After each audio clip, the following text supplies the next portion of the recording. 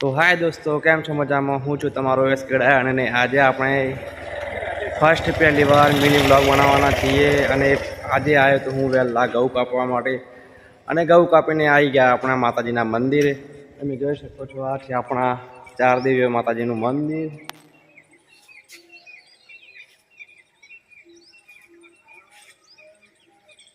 અને મંદિરની બાજુમાં બિલકુલ આપણા ચીખલાનું રંગીલું તળાવ છે.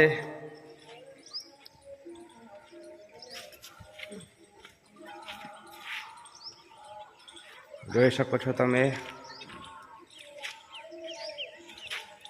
અને આ મંદિર છે આપણા ગોગા મહારાજનું મંદિર આવેલું છે.